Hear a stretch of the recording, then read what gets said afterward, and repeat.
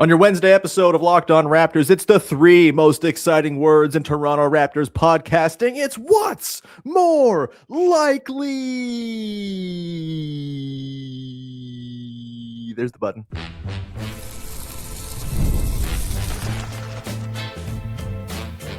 You are Locked On Raptors, your daily Toronto Raptors podcast, part of the Locked On Podcast Network. Your team every day. Hey, what's going on? Sorry, it's nap time for the baby, and he's just trying to get to sleep, and so I'm not going to scream at the top of my lungs. What's going on?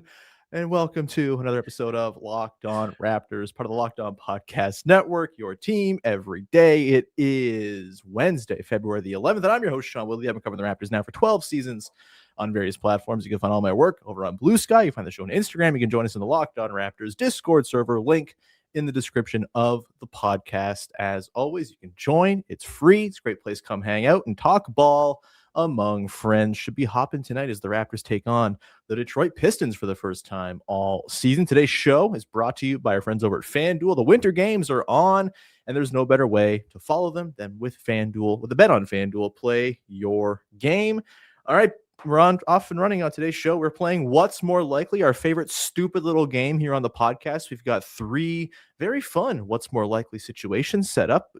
Gonna cast a wide net here, talking about playoff outcomes, Scottie Barnes hardware, big man minutes with Jakob Poeltl returning. We'll get to all of that, but first we got to bring in today's guest. It's our dear pal, Vivek Jacob, Big V, who's been on Olympic duty himself over the last week or so, covering the games. Big V, what's your favorite Winter Olympic sport? Honestly, man, I have to decide now because I've actually been getting more into the figure skating. Okay. I'd say it wasn't up there before, but now I guess just being on it every day, I'm getting more into it. But it was always the dangerous stuff, like the luge and right. the skeleton and all that. It's give me that. Yeah. So right now, I'll still say I'll still go with luge. But yeah, what about you? I do love all the cross-country and biathlon events. As someone who does cross-country ski myself, it's delightful to watch these dudes go roughly 10 times as fast as I'm physically capable of going. It's great. I'm also a huge, and I think it's Thursday through Sunday, this stuff's all running, a huge snowboard and ski cross guy. Just wildly entertaining, so dangerous. It's the best. So yeah, I'm digging it. You know what I'm digging? Big V skating in there too. What's that? I got to put speed skating in there too. Speed skating's also short track is just okay, what if we put a dozen people on a small sheet with blades on their feet? It's pretty crazy. You know what else is also pretty sweet? Big V is Brandon Ingram named an all-star. We'll quickly touch on that before we get to our What's More Likely. I did a little quick video after the news came down yesterday, which of course came down a minute after I recorded the podcast. That's how these things go. Pretty awesome. I didn't have necessarily a problem with Ingram not making the first round of All-Stars. It's always, competitive, and there's lots of good players, and sometimes you just come up on the outside looking in, and that's fine. But he gets named Steph Curry's replacement. There is now a Raptor on all three of the teams in the tournament, between Scottie on one team, Ingram on another, Darko coaching Team World. That's pretty fun. Just a cool honor for Brandon Ingram. It was nice to see the video from Raptors practice of them swarming him after he made it. Nice deserved thing for a guy who's been on kind of a wave lately of playing really good ball. Yeah, man. And I don't know if you saw the clip of Raptors players being asked about the Winter Olympics. And I think Brandon Ingram was basically asking, what is in the Winter Olympics? And then someone was curling, and then he was in the gym.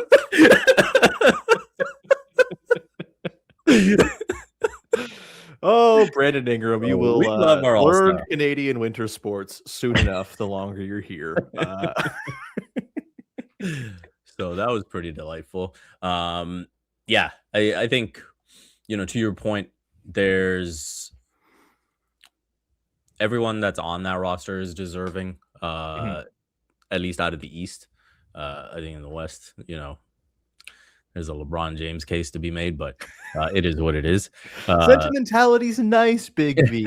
All right. It's not his last one. That's No, it's that's not. my That's the point. thing. Yeah. I mean, I Like, understand. Just next like as year, I someone get it. who likes things very particular and neat. I do like. I'm all right if we just like don't break the streak of making All-Star, so the Basketball Reference page doesn't look weird. But that's just me. But yeah, no, I think it's really fun that Ingram is going to be there. I think, it was a bit of the Will Smith alone at home meme with, Scottie and Darko and Elijah and CMB and Glorilla. and now he gets to be part of the party. So Yeah, pretty cool stuff. Brandon Ingram, really good. And yeah, I mean, this is what happens when you win basketball games. You get recognized for winning the basketball games with all-star nods and things like that. It's very cool. All right, Big V. Speaking of winning basketball games, the playoffs are a couple months away. The Raptors figure to be part of them. Obviously, knock on wood. You hope you don't fall out into the play-in and get hornetsed and heated or something like that. But it seems as though the Raptors have an inside track at a top 6 spot, and thus will be playing playoff basketball in the spring for the first time in a great many years, and it's very exciting. So we'll dig into our what's more likely number 1 here, Big V. And of course, this game, we take 2 unlikely outcomes that are kind of far apart on the spectrum, and we determine which of those unlikely things is most likely to, in fact, happen in real life. We've got the first one here. What's more likely, Big V? The Raptors make it to at least game 7 of the second round or get swept in the first round, Wizards style. What you got on this one, Big V? What's more likely? I think right now, unfortunately, I would have to go with the sweep being more likely. Oh, wow. A true hater, Big V is. I mean, we're talking about game 7 of the second round. Mhm. And I think right now, with the way the standings are shaking out, it's more likely that the Raptors will be 5 or 6. Mhm. And then if they're in that position, if they're going up against, say, a Boston, we've seen them have problems with that team. The Knicks, we've seen them have problems with. And then I think the Cavs are pretty different right now. You drinking the James Harden on a new team Kool-Aid, just like everybody else is? I'm doing it too. It's gonna kill us all, but I'm in. But I mean, it's the honeymoon phase. Like, it's always good in the honeymoon phase. So, I think, to your point, you mentioned Wizards-esque. Like, it would be very Wizards-esque because back in 2014-15, the Raptors swept the season series, Right. and then got swept. So, Right. Yeah, the Raptors have swept the season series with the Cavs, and it would be a hell of a nostalgic feeling for all the wrong reasons if the Raptors were to then get swept by the Cavs here in the first round. Hey, look, I've been saying this all year, right? Like, the 2013, 14, 14, 15, those seasons, they're kind of a similar sort of parallel to this season, I think, in that even if it ends in a round 1 loss, it does not have to be doom and gloom. It can mean that good things are going to come down the line. Still, you can build upon it. You learn stuff, you adapt, you would change the team to suit what you've learned. All that said, I think it's more likely they make it to game 7 of the second round. And this is not because I even think they're going to make the second round. I just don't think there's any series in the Eastern Conference that is so lopsided that we're going to see a sweep, barring like Pistons Heat or something like that. But when it comes to like the 2-7, I'm assuming the Hornets are going to be maybe the 7 seed, just like ride through the play-in and do their thing. But even if it's the Magic there, like I think the 2-7 will have some competitive games. A 3-6 will have some competitive games. 4-5, same deal. I just think there's not so much separating all these teams. And I don't think the Raptors are so dead in the water as a potential playoff team that they can't at least get a couple of wins, even if they lose in noble fashion in round 1.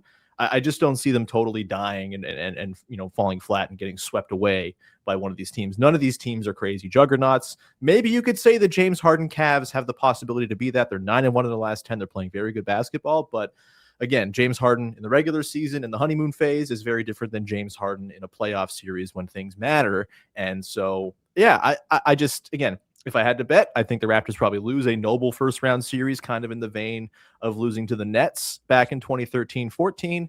I don't see them getting swept away. And if they do, well, whatever.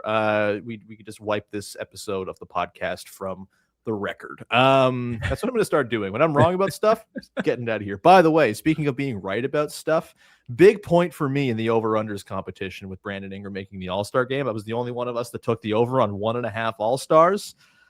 It's my year, man. It's my year. It's going to happen. I was going to say, you've got, based on your new approach, your new theory, you got a lot of locked on over-unders to erase from the tapes.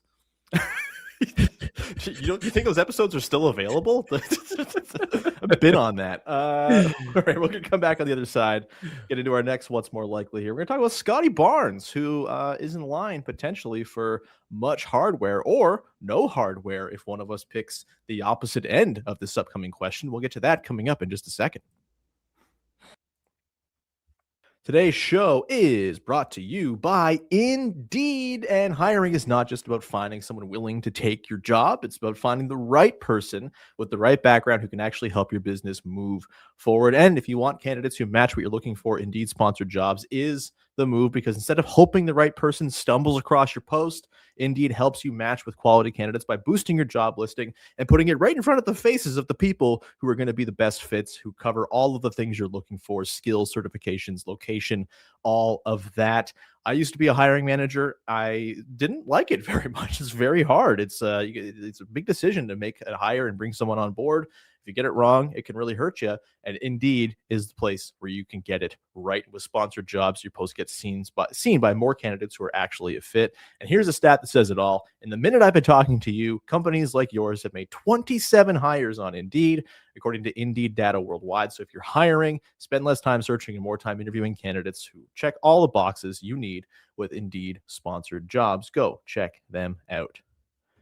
Today's show is also brought to you by our friends over at Game Time, the single best place to buy tickets for stuff you want to go to.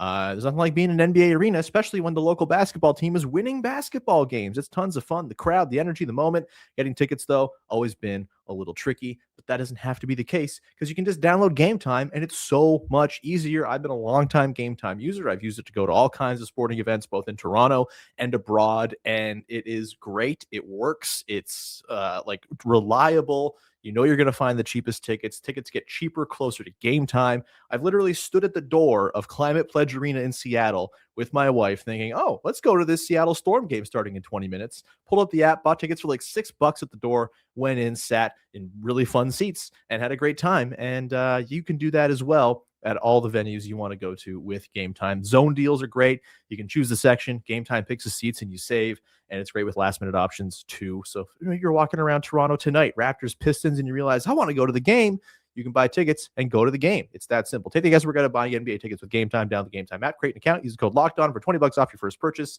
That's code LOCKEDON for $20 off. Download the Game Time app today. Go check it out.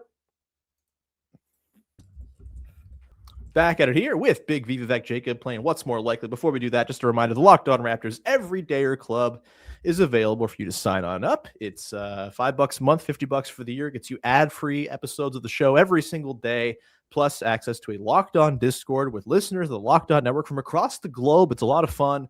Lots of Olympic talk going on in there right now, NBA talk, all that good stuff. Love to see you become part of our listener community over on the Locked On side of things. Of course, the Locked On Raptors Discord stays free. That link in the description of the podcast, as is the link for the Locked On Raptors Everydayer Club. Sign on up. It helps me out big time. I appreciate you very, very much. All right, Big V. The next What's More Likely on the docket here. Scottie Barnes. Don't know if you've heard. Having a pretty good season. One of the most, I would say, impressive two-way seasons a Toronto Raptor has ever put together. It's been awesome. And he seems like he's kind of building a case for some end-of-season hardware. We've seen it with the Raptors getting 2 All-Stars. When you win games, you just kind of put yourself into the conversation for major awards. And there's been obviously the talk about Defensive Player of the Year, all defense. That's been very clear all season long that he's going to be at least in the running to be on the first team, maybe on the short list for Defensive Player of the Year, maybe win it if Wemby misses a few more games. And then you have the All-NBA spots, which, I don't think that was maybe like a pie in the sky hope coming into the season that Scottie might make it. There's a lot of good players in the NBA. But when you win a lot of games, you put yourself in the conversation, as we've seen with Raptors teams in the past. Pascal Siakam made an All-NBA team in 2019-20. Kyle Lowry made 1 or 2. DeMar DeRozan made 1 or 2. Actually, Kyle only made 1 and should have made like 4 because people are dumb and bad at voting. Anyway, make Ben Simmons over Kyle Lowry in 2019-20. One of the most catastrophic decisions in the history of awards voting, along with Matisse Thybulle over OG Anunoby for all defense that year. I'm not mad about it. Definitely not. Okay.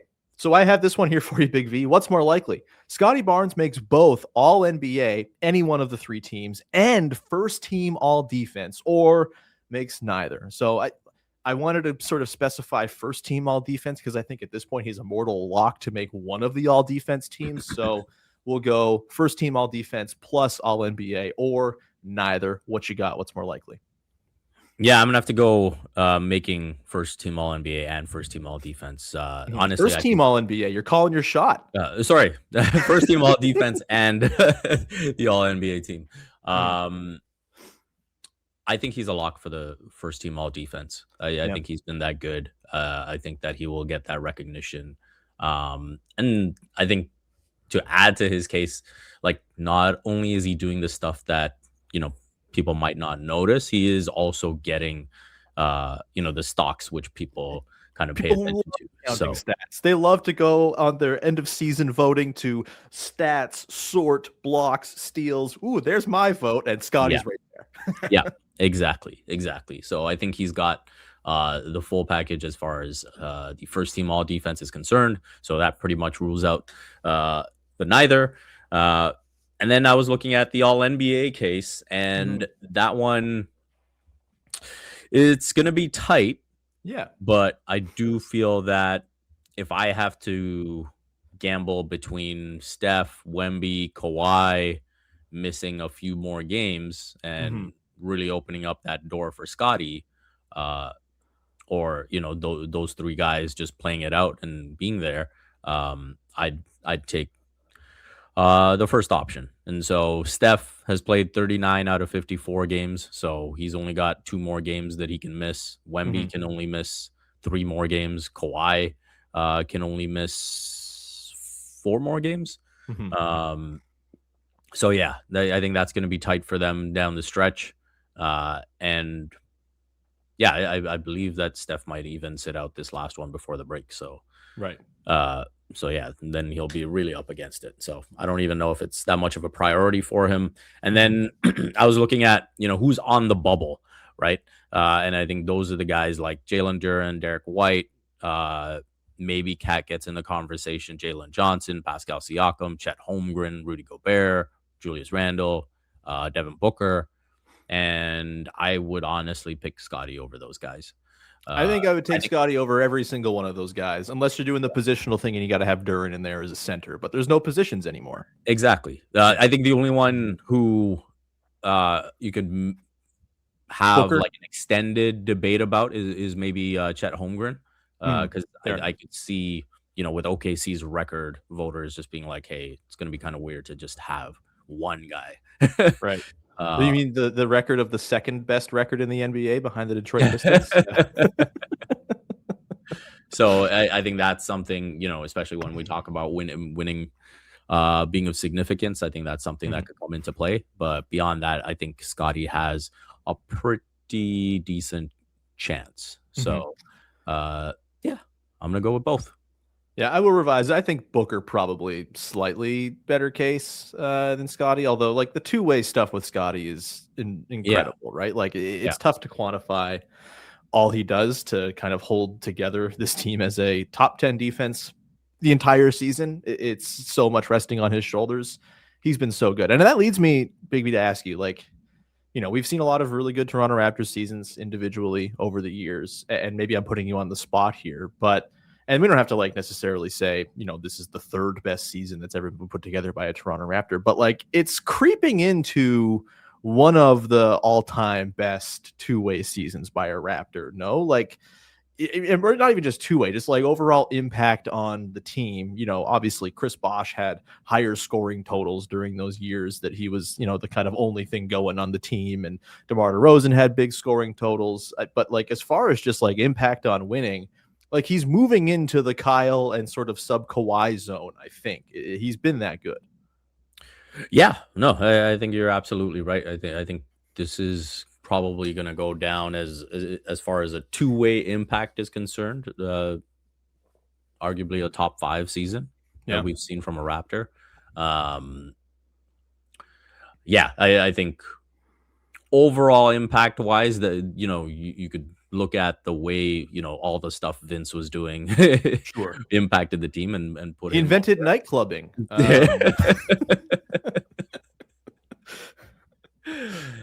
So yeah, I think from overall standpoint, it'll be an interesting debate, but I think from a two-way standpoint, the defensive impact, I think feels pretty safe to say he'd be top 5. Mhm.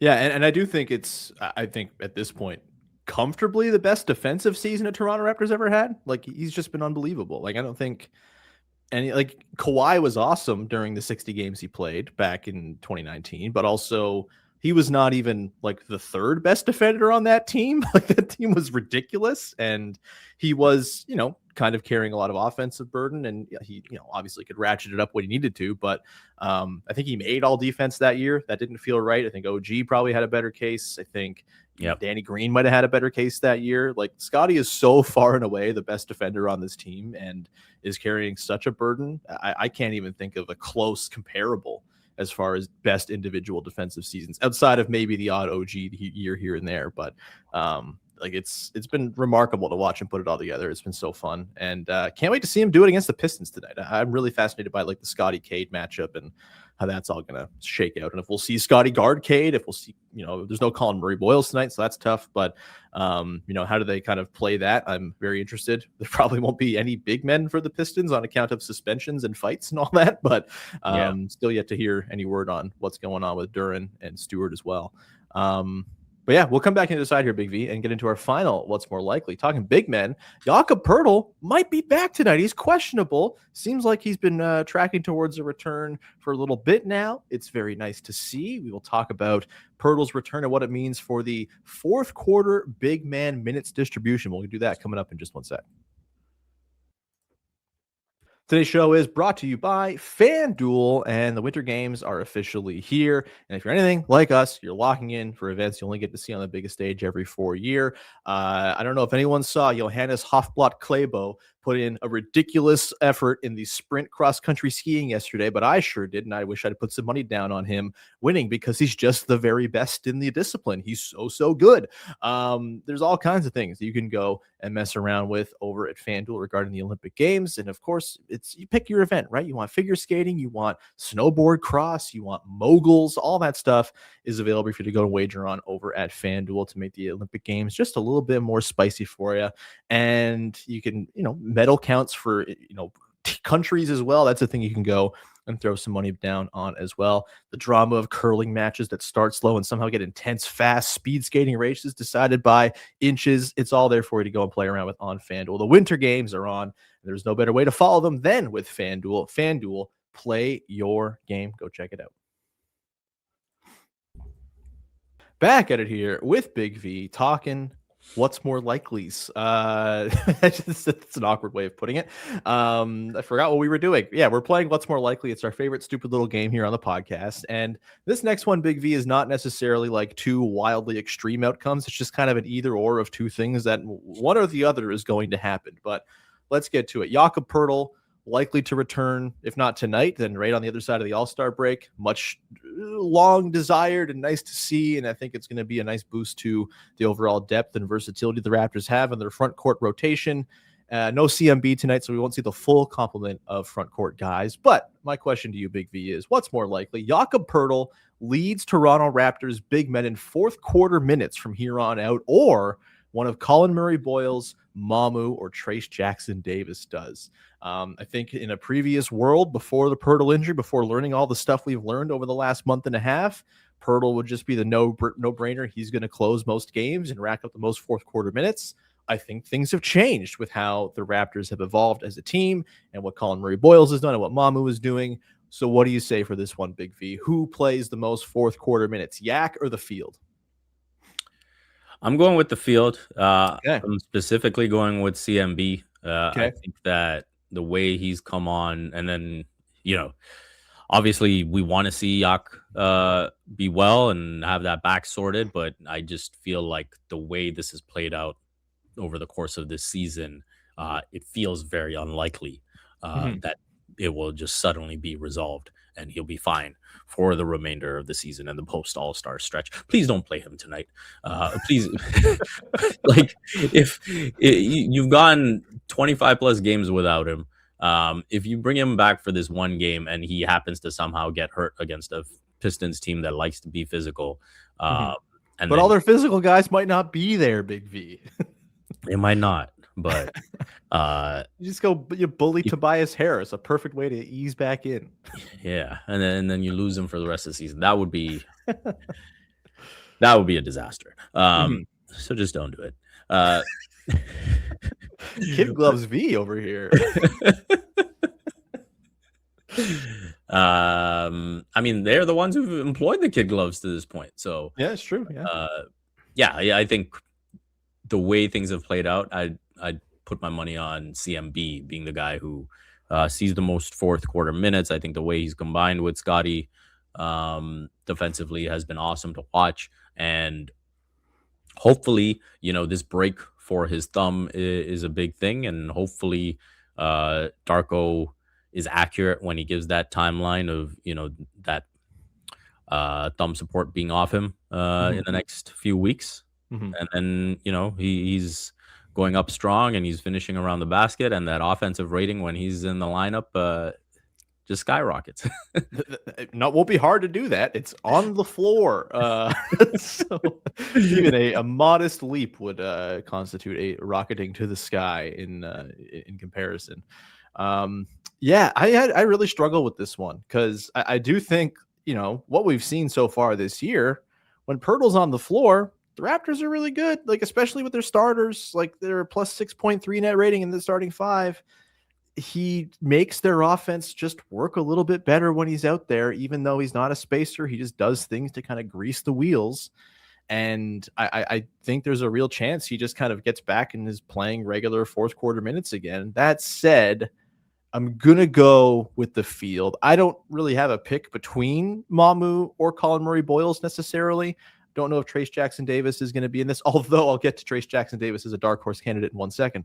But I think between Mamu and Murray-Boyles, they offer enough sort of versatility. They might close games together sometimes, right? Like I think they might absorb sort of more minutes in the aggregate than Jakob Poeltl, which I guess is not really the answer to the question, because like that would mean Jakob Poeltl plays the most fourth quarter minutes. But I think it'll be very close. I'd probably go CMB as well, but I don't feel good about it. And, as far as numbers this season, Jakob Poeltl, 6.6 fourth quarter minutes per game so far this year. Collin Murray-Boyles, 6.1. Mamu, 5.3.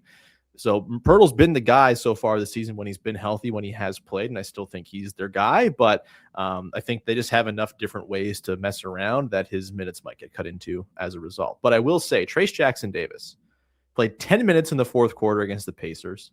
The Raptors have a whole boatload of games against tanking-ass teams down the stretch. Is there a chance Trayce Jackson-Davis just boosts his stats by playing 11 minutes in the fourth quarters of 12 games they have against tanking teams? I'm just saying it's possible. It could totally happen and could sort of upend this question. What did you make of TJD's first game, by the way? Yeah, I mean, I thought it was good. I mean, I think there's only so much you can take away against the Pacers. And you mean the Pacers, who are gunning for the 10th spot in the lottery odds to guarantee they keep their pick? The most ethical tank of all time? It's happening. Oh, okay. Yeah, no, I just felt like there wasn't too much to take away, especially as the score got away from them. So yeah, I felt like it was a solid game for him. Yeah, I think he's got good instincts on the offensive glass. I think he knows how to mix it up in there. And I'm not like too enthused about them viewing that as the option. I definitely would have preferred someone with a height beyond 7 feet.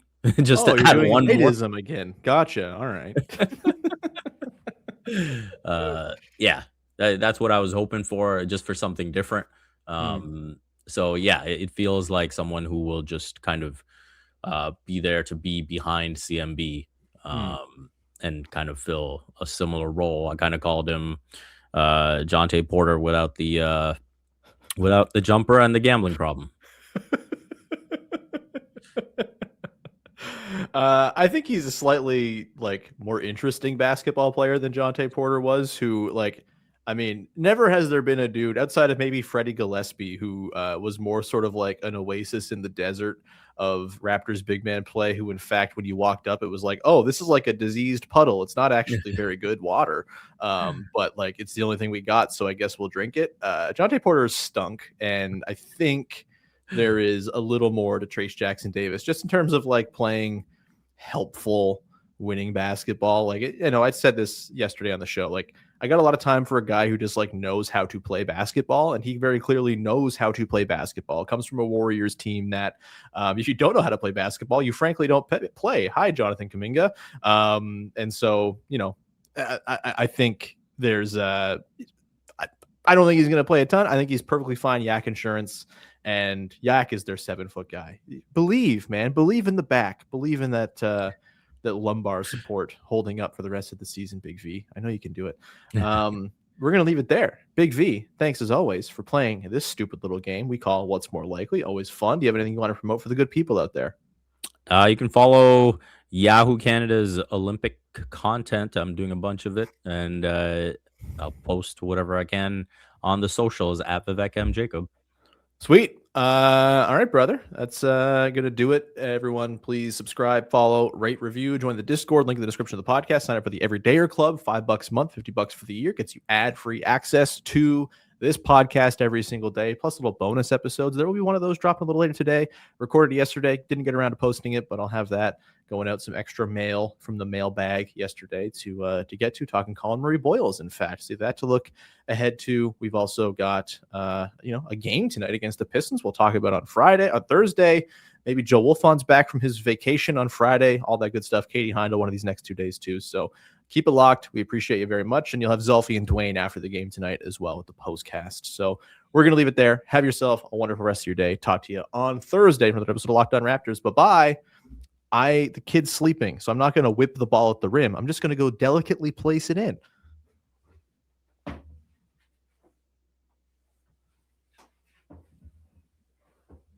Bye.